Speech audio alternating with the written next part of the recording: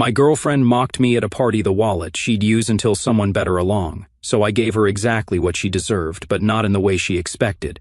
I, a 28-year-old male, was with this girl, Alyssa, a 27-year-old female, for just over 3 years. We lived together for most of it.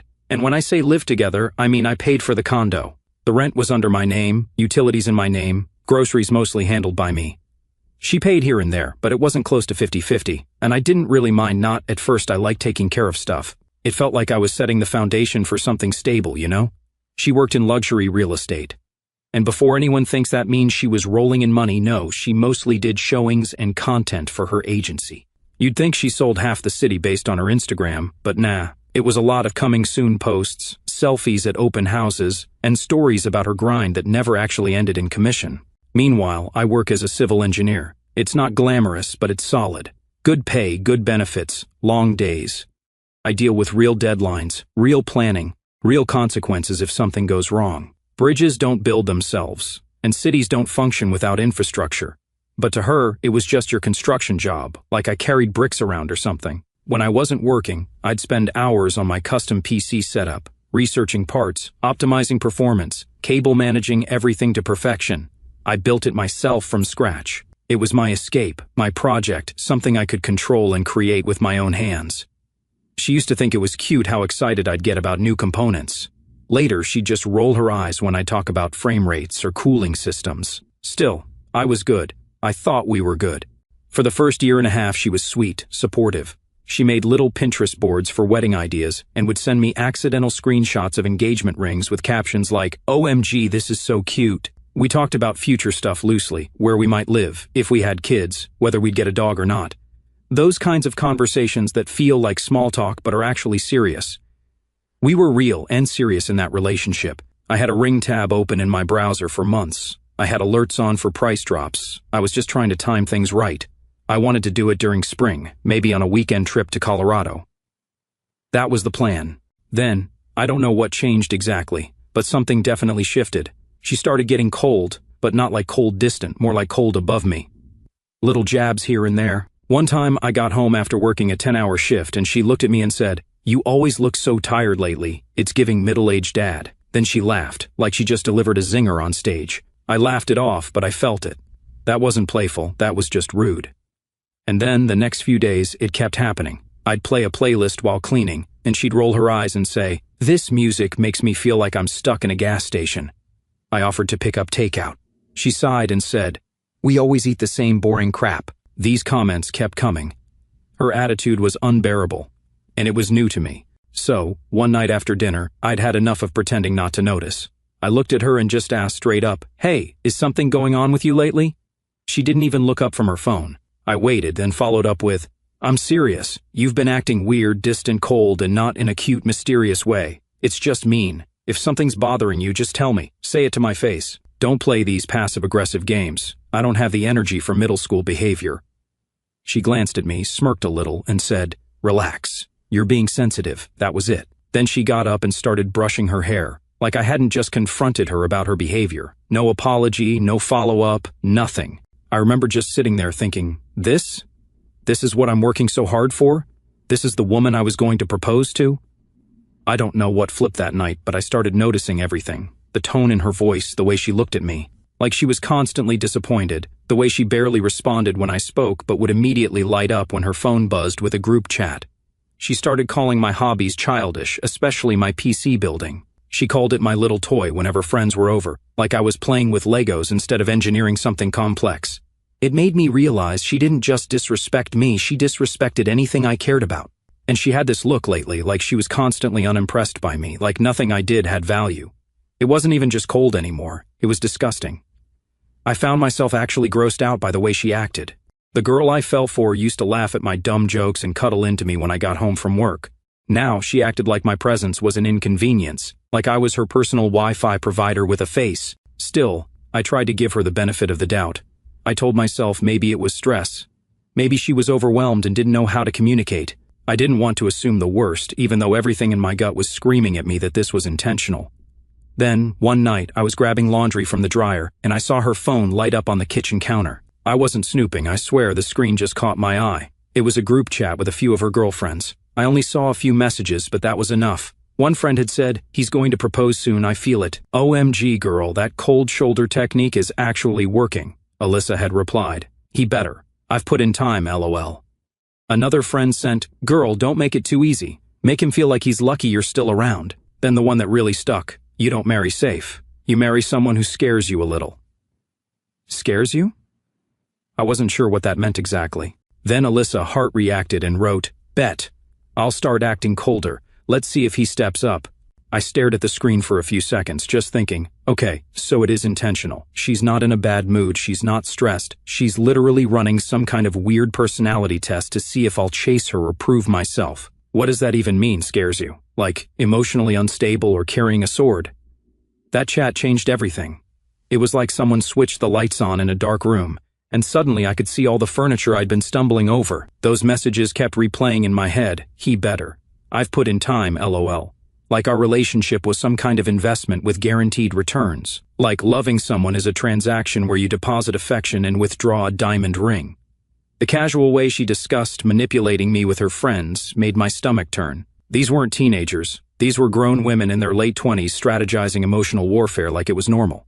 The worst part was how cheap it all felt. If she'd been genuinely unhappy or needed something from me, an actual conversation could have fixed it. But instead, she chose games, mind games, personality tests, emotional obstacle courses, all designed to make me chase harder, prove more, earn what I used to receive freely, and for what, so she could feel like she'd maximized her return on investment? So she could brag to her friends about how she'd trained me to value her more? It was disturbing on a level I couldn't even articulate at the time. All I knew was that something that had once felt authentic now seemed manufactured. And the woman I thought I knew was apparently running focus groups on how best to manipulate me into proposing. But I didn't say anything that night. I didn't bring it up. I didn't want to start a fight over what would just be explained away as girls talk like that or you're overreacting. So, I decided to just observe. I figured if she was playing a game, I'd let her play it. Let her think she was running things. Give her enough space to dig her own crater. I wasn't about to beg for affection I used to get without asking. But nothing changed. It got worse. She started mocking my routines, told me I make the same 3 meals every week like a divorced dad, said I was comfort food in human form, safe but boring, kept saying how I never surprise her anymore. Meanwhile, she hadn't planned a single thing for us in months. No dates, no real conversations, no future planning, just vibes and criticism. She stopped being a partner and started acting like she was auditioning for a reality show I didn't know I signed up for. Like I'd wake up early and start making eggs, and she'd walk in like, "Aw, look at you trying to be useful." Just like that. No thanks. Just that dry sarcasm you use when you're talking to someone you low-key resent. We were watching a show one night, and I made a comment about one of the characters being a little toxic, and she said, "Please, you'd probably write a whole spreadsheet on how to express your feelings." Then she laughed, like she landed a punchline. I didn't even react. Just took another bite of food and kept watching. It wasn't even insults half the time. It was tone, looks, that, I'm stuck with this guy energy, like I was some sad Wi-Fi connected appliance she couldn't return. She stopped asking how my day was. If I brought it up, she'd go, and nod while texting. She'd be on her phone all the time, scrolling, posting, DMing, while I sat 2 feet away, feeling like an afterthought. It wasn't just that she stopped trying, it was that she seemed proud of it, like she thought being cold made her more interesting. There's this one day I remember perfectly. We were supposed to grab lunch after I finished a site meeting. Nothing fancy, just this taco spot we both liked. I got there 5 minutes early, grabbed a table, texted her. She replied 15 minutes later, still getting ready. "Can you just order for me?" She showed up 35 minutes late, didn't apologize, sat down and immediately started filming her plate. And yeah, that sounds minor, but when you stack that on top of weeks of cold shoulders, sarcasm, and complete lack of effort, it adds up. It builds into this quiet resentment that sticks to your skin. Then came the petty stuff, like purposefully ignoring my texts while online, changing the thermostat, and then accusing me of being cheap, when I changed it back, leaving dishes in the sink for 2 days, then calling me anal when I asked her to rinse them. The more I stayed calm, the worse she got, like me not snapping was some kind of challenge. She thought I was weak or passive or boring. That part started to become clear. I remember one night I said, "Hey, we haven't really hung out this week. Want to do something, just us?" She goes like, "What, sit and talk about your boring job again?" That was it for me. I didn't say anything. Just stared at her for a second, nodded, and walked out to the balcony. I sat out there for 20 minutes in silence, thinking, This isn't a phase. This is who she really is when she thinks she's above you. That whole make him feel lucky you're still around plan? Yeah, she committed to it fully. And it wasn't some clever power move. It was just nasty and low effort. It didn't make me want to fight harder for her. It made me look at her like she was defective, like someone who took a good situation and torched it for entertainment. And I could have said something. I could have confronted her and had a big blowout. But honestly, I didn't want to fight. I wanted an out because I knew I couldn't live my whole life with someone who keeps playing games with me. So I stopped asking how her day was, stopped cooking unless I was hungry, stopped offering to do her little real estate videos. I just disengaged quietly. She didn't even notice at first, or maybe she did, but didn't want to bring it up because it would ruin her acting cold phase. I started sleeping on the edge of the bed, worked later, stopped inviting her to run errands with me, stopped making small talk. The only words we really exchanged were, "Can you grab oat milk if you go out?" That was it. She stopped being a girlfriend months ago. I was just the one keeping the lights on and not bothering to ask why she was so cold. But the truth? I already had my answer. I wasn't planning an escape. I didn't need to. She was the one freeloading. I was just waiting for the right moment to end it without giving her a chance to play victim. During that stretch of radio silence between us, we got invited to a rooftop party for my buddy Marcus. I've known him since college. He's a solid dude, one of the few people I'd still grab a coffee with. His fiancée Mia was throwing the whole thing for his birthday. Classy setup. She'd gone all out. String lights, a little speaker system bumping some throwback playlists, chill crowd, some old college friends, CO workers, a few people I didn't recognize. Everyone was just vibing. Alyssa? She turned it into a runway, took an hour in the mirror, changed twice, filmed an outfit check in the elevator on the way up. She looked good, sure, but she also looked like she came to impress strangers more than support Marcus. Me? I was calm. Had my drink, said my hellos, posted up near the bar. I wasn't there for drama, I was there to finalize. I'd already called the movers. Her pickup was scheduled. Keys pulled, locks changed, every box checked except one. And I had a feeling she was about to check it for me before the night was over. Didn't have to wait long. We're standing near the drinks with a few people. Mia's cousin or friend, I don't remember exactly, smiles at Alyssa, then looks at me and goes, "You guys are seriously so cute. When's the proposal happening?" A harmless, polite question, one I'd gotten before, one I used to have an actual plan for. I didn't even get a word in. I actually felt everyone's eyes shift to me in that moment, that collective attention you can physically feel before a big moment.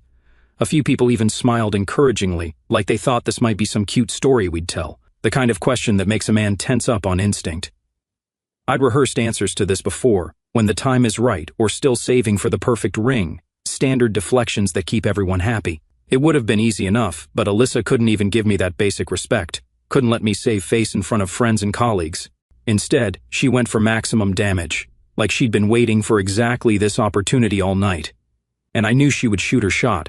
"Oh God, don't worry, I won't let him propose," she laughed, loud enough that conversations nearby stopped. "He's like my beta placeholder, you know, the reliable guy you settle for while you figure out your real standards." Then she actually put her hand on my shoulder, like I was a freaking prop in her stand-up routine. "He's great for paying bills and fixing things around the apartment, but marriage material?" She made this exaggerated grimace and looked around for approval.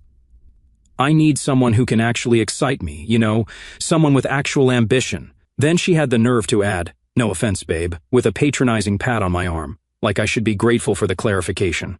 A few of her friends snickered. One of them even nodded in agreement. She said it like it was funny, like I wasn't standing right there, like she wasn't the one who was dying for me to propose, like she hadn't been sending me ring photos for months, strategically leaving bridal magazines around the apartment, or telling her mother our wedding colors, like she hadn't been playing this twisted game of acting cold to make me chase her, specifically to get that proposal. The sheer audacity, though. She was publicly humiliating me as part of her strategy. This was the final test. In her warped mind, this was the moment I was supposed to man up and prove myself worthy by defending our relationship, maybe even dropping to one knee right there to show her how wrong she was about me. That's what her little playbook predicted. Push him to his breaking point in public, and he'll do anything to reclaim his pride, including putting a ring on her finger. She expected me to compete for her, to beg, to prove my worth to someone who clearly thought I had none. I could see it in her eyes, that smug confidence of someone who thinks they're playing chess while everyone else is playing checkers. She thought she was forcing my hand in some masterful power play, that after this little joke, I'd finally realize what I might lose and lock her down for good. What she'd never considered was a third option, that I might simply walk away. At that moment, you could feel the mood die instantly. like someone muted the background noise. A couple of people awkward laughed, but mostly it was just dead silence. I heard one girl go, "Whoa." Someone else whispered, "Did she just say that?" Marcus looked at me like, "Yo, you good?" Mia literally stopped mid-step with a tray of cupcakes and just stared. Me? I took one slow sip of my drink, put it down, looked her right in the face. "Yeah, about that proposal." She blinked, like she didn't expect me to say anything. I pulled the keys from my jacket and dropped them on the bar in front of her. "You won't need these anymore." She froze. A few people glanced at each other like, what is happening? I kept going, not even angry, just done. "I'll let you in to pack your stuff. Movers come tomorrow. Locks are already changed." Her mouth opened, but nothing came out. She looked around, like someone might save her. No one did. "And for the record, I never saw you as a wife. Not even close." Someone straight up gasped. One guy near us muttered, "Damn," under his breath. I looked at Marcus and Mia. "Happy birthday, man. Seriously great setup. Sorry for the extra entertainment." Then back to Alyssa, who still hadn't moved. "You wanted someone who scares you? Start with living on your own. That should be terrifying enough." And I walked out, left her standing there in complete shock. I heard the party behind me erupt into hushed conversations, the kind of buzz that follows dramatic exits. Someone called my name, Marcus, I think, but I kept walking. I wasn't going to make his birthday about my drama. Let her handle the aftermath. Let her explain herself to a room full of witnesses who had just seen her true colors. Let her try to spin this into another quirky anecdote for her Instagram. For the first time in our relationship, the mess was hers to clean up, not mine. Her first call came before I even hit the elevator. I blocked it. Then her friend Britt called. I ignored it. She sent this long paragraph text about what happened and how I blindsided her, said I overreacted. I left her on read. The calls didn't stop for 2 days. She tried every number she could, even texted me off her work phone. One message said, "I don't know why you'd humiliate me like that." Another one said, "You didn't even give me a chance to explain. Nah, you don't get to say what you said in front of a room full of people and then play shocked that it didn't land. That wasn't a joke. That was a mask slipping. And I let it stay off. Blocked every number. Sent one final message before doing it. You spent months treating me like I was disposable. I just proved you right. Done."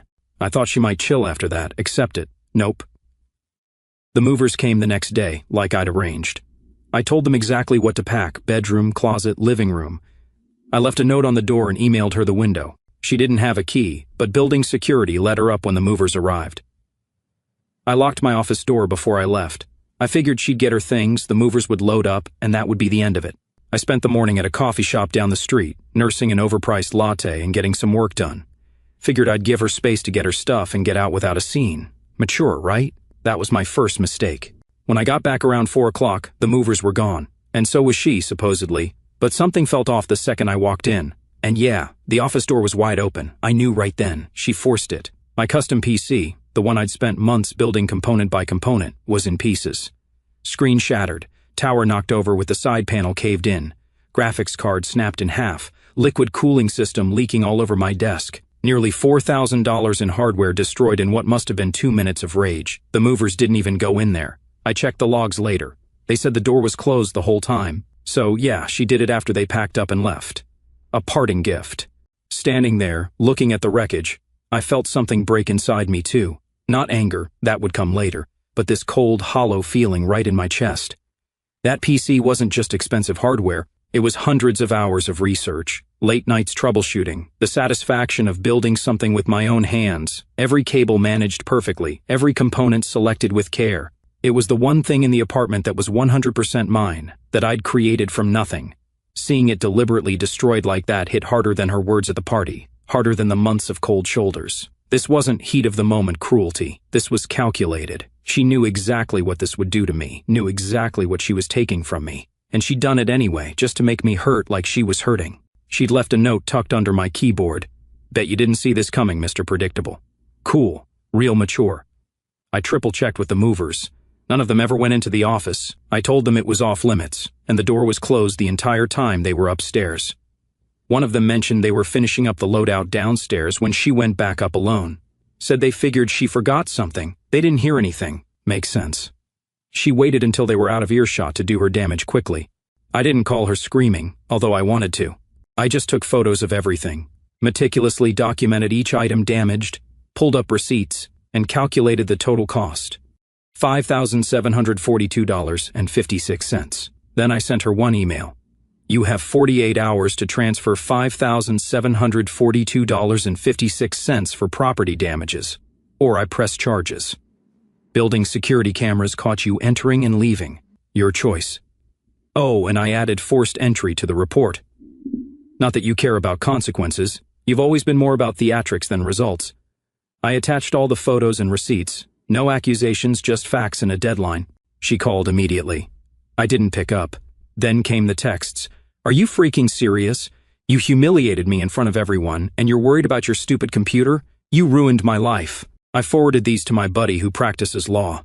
He sent a formal letter reminding her about criminal destruction of property, potential civil litigation, and how her documented threats weren't helping her case. The money hit my account the next morning. No message, no explanation, just the exact amount. Probably dipped into her housing fund that she never actually contributed to when we lived together. Or maybe Daddy bailed her out again. Either way, I didn't care. She tried showing up at the condo the following day. Security called up, "Sir, there's a woman here saying she forgot some of her things. She has nothing here. Don't let her up." According to the front desk guy, she caused quite a scene, screaming about how I was threatening her to pay me and threatening to call the police. The irony of her threatening legal action after what she'd done wasn't lost on me. 3 days later, I get a message from Marcus. He says, "Bro, check this out." Sends me a screenshot. Alyssa had posted this long Instagram story. Black background, white text, the usual pity party script. Sometimes you give your all to someone who was never capable of loving you back. Growth comes from pain. QAD playlist and a blurry photo of a candle or whatever. But then it got worse. She started reaching out to mutual friends, telling people I blindsided her, that she was just joking, and that I made her look bad on purpose. She tried to flip it, said I'd been pulling away for months, that I was emotionally distant, and she was just venting at the party. Funny how the part where she destroyed thousands in property didn't make it into her victim narrative. Selective memory is a hell of a thing. Mia messaged me directly and asked if I was okay. Told me Alyssa had tried to claim we were having problems and I was unstable and acted out. That one made me laugh out loud. Yeah, I guess being stable and calm while walking out is now considered a breakdown. Cool. So, I sent Mia the full version, including photos of the smashed PC and Alyssa's little goodbye note. Mia didn't respond right away.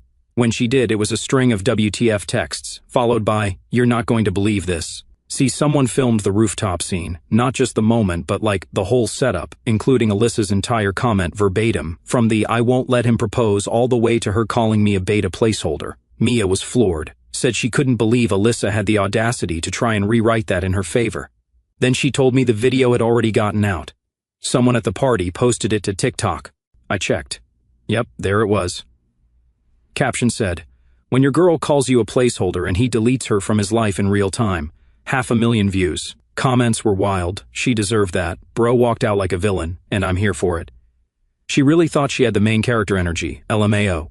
She turned off her comments that same day. A few people messaged me with laughing emojis. A couple of guys I hadn't talked to since college said, "Yo, legend move." I didn't respond. I wasn't in it for clout. I just wanted her out of my life. But Alyssa? She wasn't done embarrassing herself yet. She tried the sympathy angle next.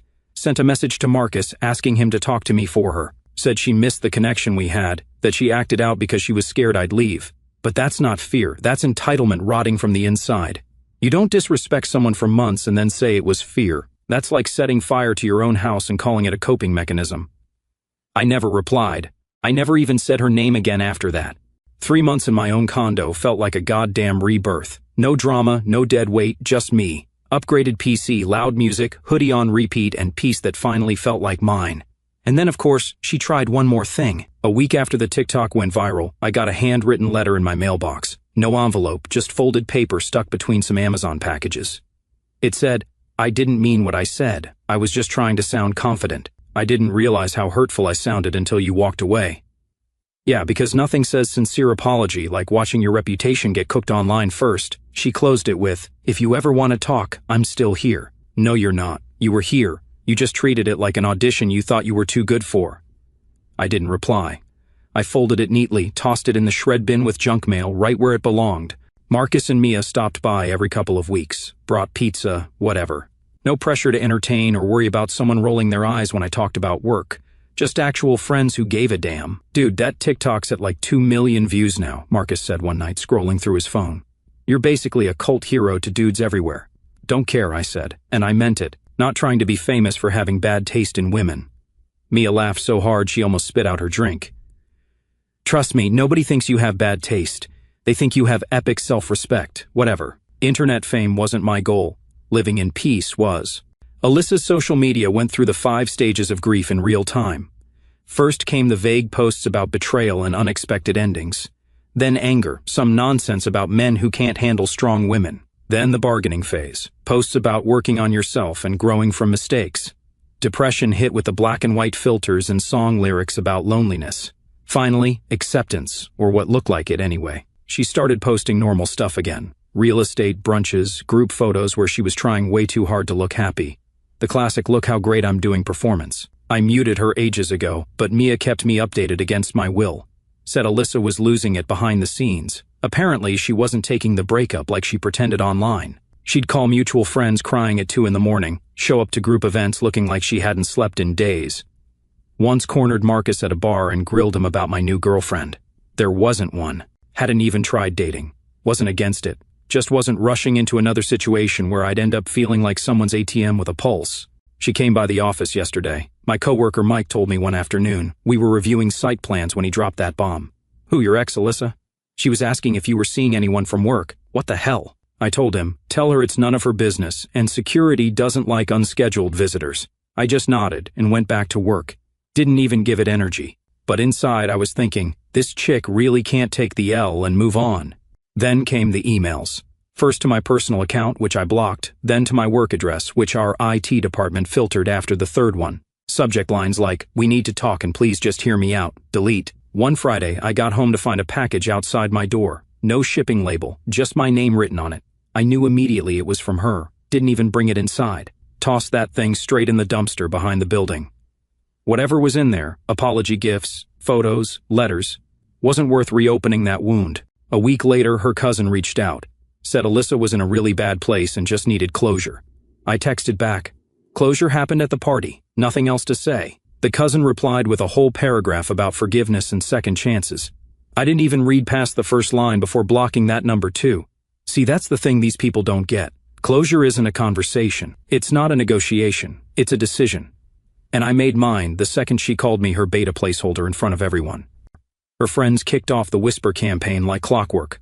Ran into one at the grocery store. She just happened to mention Alyssa had really changed and was going to therapy now. Said she's working on herself. Cool. Hope her therapist warned her that consequences don't come with a refund policy. Then, about 6 months later, Mia hits me up. Sends a screenshot of Alyssa's new Instagram post. No caption, just vibes.